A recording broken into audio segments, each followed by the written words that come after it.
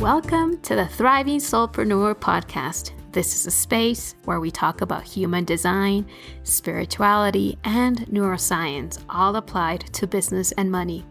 My purpose is to help struggling solopreneurs to run sustainable businesses, to become financially resilient, and to create powerful change within their communities and beyond. I am your host, Andrea Niño de Guzman, a numbers girl and neuro geek who left the corporate world to do what she does best, to catalyze transformations. I am thrilled and honored to have you here, and I really hope to serve you in the best way possible. Hello. Welcome to this new episode of the Thriving Soulpreneur podcast. My name is Andrea, and just like always, it's great to have you here. I'm been enjoying sharing a little bit more about my ideas, my views on business, on recalibration, the recalibration formula, the sliding scale. And today I'm going to start a new series. This is something new that I'm doing, which is called From Hiding to Thriving. Now, just to give you a back end of this story, I actually recorded this episode earlier today, and it turned out to be an hour-long episode. And I just kept on thinking, nobody's going to listen to an hour-long episode. I don't have the time. So I'm re-recording this, and what I'm going to do is it's chunk it down into 5 bits that are you can easily access, that you can listen to in just one sitting, that you don't have to sit through an entire hour of me babbling. Okay. Anyway. All right. So the journey from hiding to thriving. What is this? What do I mean by this? Hiding to thriving is the journey that I notice many spiritual entrepreneurs make. This is the journey that they make. And the reason why and obviously this applies to not just spiritual entrepreneurs, but to many, but the reason why I really connect with spiritual entrepreneurs in this journey is because, when you are a spiritual entrepreneur, you're somebody who is very much connected to this level of service, who is very comfortable or is very connected to their intuition, to their inner guidance, is craving, somebody who is craving to do things differently, to bring about change, whether it's in their organizations, their team, their community, the world. But there's something there that tells them, things can't just continue the way that they're doing. There's something that needs to change. There's something that needs to, people need to wake up. And I love that. And in spiritual entrepreneurs, I really admire their work because they're really talented. They're just so experienced at what they do. Their calling for change is very inspirational for me. And I love the journey that they're on, this journey where they're navigating the 3D with the 5D, the action steps, you're looking to build a business with, everything that building a business entails in this 3D world, but also involving in listening and honoring their intuitive guidance, their spirit, source, everything that is happening to them on levels that we can't really see with our 5 senses, and learning to trust all that, again, because there's so much conditioning around that, and in the process, watching them stand in their power, stand in their truth, and really connect to, their level of service is also so exciting for me to watch, as they go on this journey.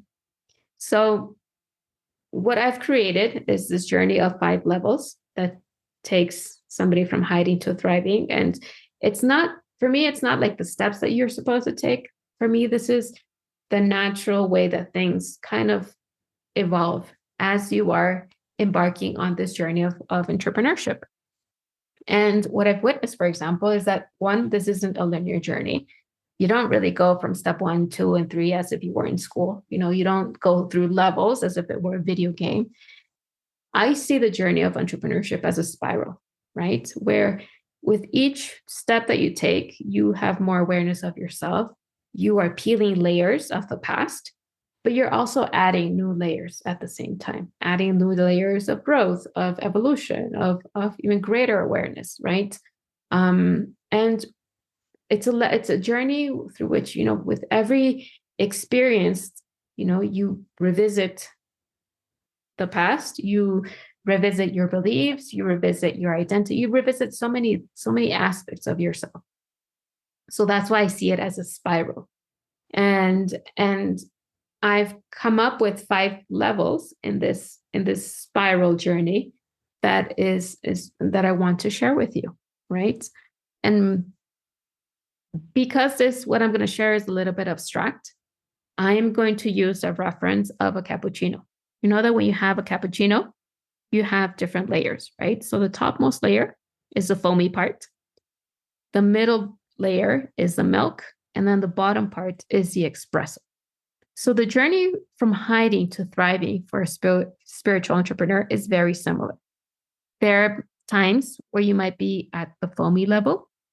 There might be times where you're at the milk level. There might be times where you're at the espresso level. There might be times where you're transiting in between all 3 levels. And there isn't one level that is better than the other. Each level brings it brings a very specific set of lessons, a very specific type of work in terms of personal work, but also business focus. And my purpose with this is to help you, have clarity of where you're at on your journey so that you can understand what you need to focus on next. That's the whole reason why I created this. And over the next 5 episodes, we're going to go through each of these levels. So level number 1 is a hiding solopreneur. Level number 2 is a performance solopreneur. Level number 3 is the self-aware soulpreneur. Level number 4 is the recalibrated soulpreneur. And level number 5 is the thriving soulpreneur. Okay, so each of these levels matches one of the levels in the cappuccino. And and that's what I'm going to explain over the course of each of these episodes. All right. So now with that intro, let me go on to the first level, which is the hiding solopreneur. So this is the foam level of the cappuccino. When you are at this level, what tends to happen is that you're coming on probably online, maybe jumping from a previous job, right? So you are starting a business of your own. You're thinking about starting a business of your own. You're probably somebody who is highly talented or highly qualified, and highly specialized in the area that you focus on. So there's a lot of experience that comes into play. But there's also this story of, I'm not ready. I don't know enough. I don't know how to start. I don't know how to run a business. I am behind. And these stories and this dialogue that we have is what keeps us in this state of hiding. So, you might feel like you're not ready to put yourself out there, and therefore you focus on studying more, on getting more certifications, which is exactly what happened to me. You might feel like you are highly talented and highly qualified, but you just don't have the business skills. So because you don't have the business skills, you don't really put yourself out there out of fear that you might get everything wrong or that you might lose money. You might feel very overwhelmed because there's so much noise online on how to run a business or how to scale, how to grow a business, that you just don't know what to focus on because you hear messages around, social media and TikTok and email marketing and creating an offer and selling and building a connection with your audience and systems and hiring and the VAs. There's so much going on that it can be overwhelming because you might feel like you have to look at everything at the same time, right? And you don't know where to start. You might be experiencing, very sporadic results here and there. You might be selling something, but it's not enough to help you, really cover all of your financial needs. And that again triggers this inner dialogue of, I don't know enough, I should be doing more, I'm not ready, who's going to see me? And again, that it just triggers this never ending cycle or this downward spiral of not enoughness. You might be shutting yourself down. You might be comparing yourself to others. You might be seeing what they already have and you feeling that you have to catch up with what everybody else is doing. You might even just maybe even just dismiss yourself and say, I'm never going to be up to that level, or who am I to sell when they have all these coaches who have everything figured out. So that, there are all these beliefs. So if you are at this stage, what I would suggest is, number one, to have a very clear understanding of your business model. And if you have no idea what I'm talking about, go online, go onto my webpage, www.angtransformation.com. Sign up for the free masterclass that I have, which is a business recalibration audit. And it walks you through the 12 areas of your business, asking you different questions so that you can have this clarity of, what do I have in place? What am I missing? What do I want? What don't I want? And that can give you that work, like that just going through that masterclass can give you enough information to start understanding what your business model is like. How do you want to run a business?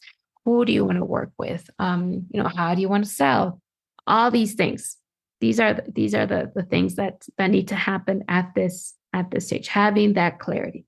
Because without that clarity, it's going to be very difficult for you to move on to the next stage in your business. Because if you don't have any clarity, you're going to be drawn by, the shiny object syndrome of, this feels very attractive. Let me go here. Let me go there. You're going to start jumping around from thing to thing. And at the end of the day, you're either going to overinvest, you're going to feel very guilty for not having the results that you desire. And I hope not, but it's very likely that you're just going to quit or keep yourself in this state of hiding. So for me, having that clarity of your vision is a great starting point. Now, obviously, there's a whole other level, right? So once you have clarity, then you define your action points, your action steps, you define your goals, and all that. But just a great way to start is having that clarity.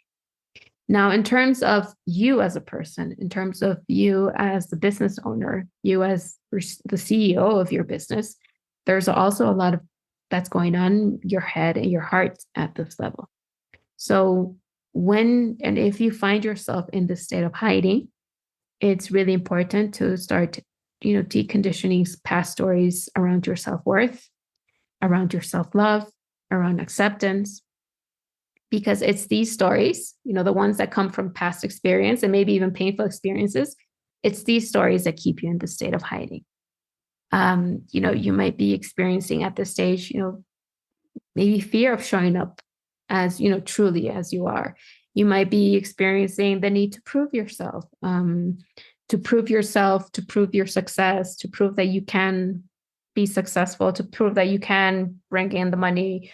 And all of this constant chatter that is going on in your mind is keeping you in this state of reaction and is really influencing the types of opportunities that you say yes to and how you really end up showing up for your business. It's really influencing and impact the types of decisions that you're making in this stage. And I think like what's important to realize at this stage is that one, it's totally normal. Everybody has started at some point. And I sense that I don't have any specific facts, but my gut tells me that maybe 98 or 99.9% of business owners have started at this stage of hiding, where they are overwhelmed by everything that needs to get done. They don't know where to start. They are comparing themselves to others. They're not really showing up consistently in their life. They're being triggered by not making enough money in their business. And again, like I said, it's totally, totally, totally okay. The more that you the more that you work on your self-love, self-acceptance, and self-trust, as you decondition all of that at this stage, then you start becoming more secure of around, your business, your, where you're headed, who you want to work with, what is your message, what do you stand for? You feel more comfortable, you start feeling more comfortable around showing up. You feel more comfortable, you start feeling more comfortable around maybe experimentation, playing around, trying new things. And then you enter the next level, which I'm going to talk about in our next session. But what I want you to take away from this is there are specific steps. If you are at this level, there are specific steps that you can take both for your business and for yourself. And there is no shame in being at this stage. You are at this stage. And when I was at this stage, for me, my what I constantly kept telling myself was, this is just the beginning. This isn't permanent. And no stage is permanent. This is just the beginning. And right now, where you're at, this is your starting point. And you can't move forward if you don't have a starting point. So the only thing to do right now is to just accept it, have that clarity that I'm suggesting, and start focusing on those 3 key areas in your personal work to start deconditioning so that you can move forward. And I would love to share with you my story of, because I've been hiding for a really long time. In fact, I could consider myself the queen of hiding, because I was hiding, for many years as I started my business. When I started, the first thing that I noticed was all the amazing coaches out there. Everybody who, they had a bunch of experience. They were already working with executive teams. They were already working with big corporations. They were already, they had gigantic followings. They already had everything in place, all the systems, their offers, they had everything set. And all I kept on thinking when I started was, who am I to do this? What do I bring to the table? Why would anybody hire me when they have all these amazing coaches that they could work with? I obviously at that time wasn't clear on who I wanted to work with. I wasn't clear on what I wanted to offer. All I really knew at that stage was I just want to help people. How or what, I have no idea, but I really, really wanted to start helping people. That's how I started my business. and obviously, because I didn't have that clarity, like I'm mentioning, of my business model, it was terrifying. It was overwhelming to see everything that I needed to get done. I had deep levels of conditioning around self-worth, especially self-worth and self-acceptance, self-trust. I didn't trust myself. I didn't think I knew enough. I came from years of corporate where my value was attached to my outcomes, right? To what I was to the results that I was generating in that business. So starting from scratch with 0 results, in a way, like in a weird way for my mind, meant that I wasn't worthy, that nobody would hire me. And for a really long time, I would say for 3 years or 2 or 3 years, I hid behind certifications. So I started investing, thinking that the more that I invested in these certifications, the more worthy I would become, the more prepared I would be to help other clients. And while I am a big proponent of certifications, and I feel that it's very important to professionalize our services, I was on the other extreme. So I wasn't pursuing 1 or 2 certifications. I was pursuing 20 certifications.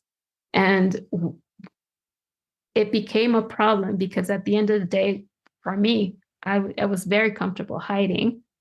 And my excuse was that I was too busy studying. I was too busy studying, different I was busy studying design thinking, busy studying change management, busy studying customer experience, busy studying human design, busy studying hypnosis, busy studying this, busy studying that.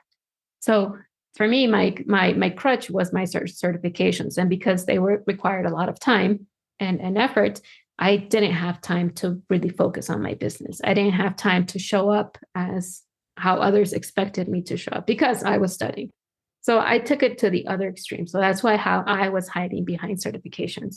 And at this stage, like I mentioned before, I was really triggered by how other people would perceive me, right? Starting from my mom wasn't very supportive when I left corporate. There was a lot of pressure. I sensed there was a lot of pressure in my family to get it right, to be successful, to be able to match my salary of what I was earning when I was in corporate. And there was that constant thing of, how are you doing? How are you doing? How are you doing? And not from a place of I care about you, but from a place of I want to know that you're making enough money. And I wasn't making enough money at all. In fact, my first year, I only made $10,000 the whole year. So I wasn't making enough money to meet my needs. And that again triggered even, greater fears.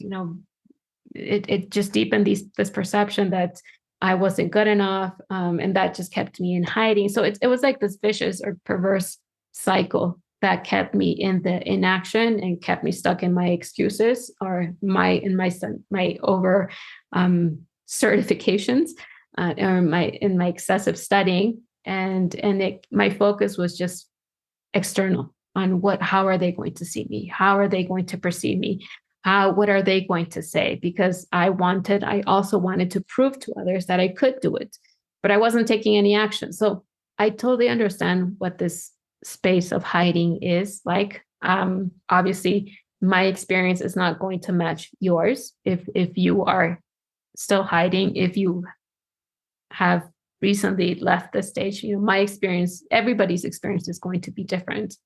But I feel that it's also important not to shame that, just to really acknowledge where you're at. At the end of the day, for me, this is your starting point, and you're here. The most important thing is that you're here. You want to start a business.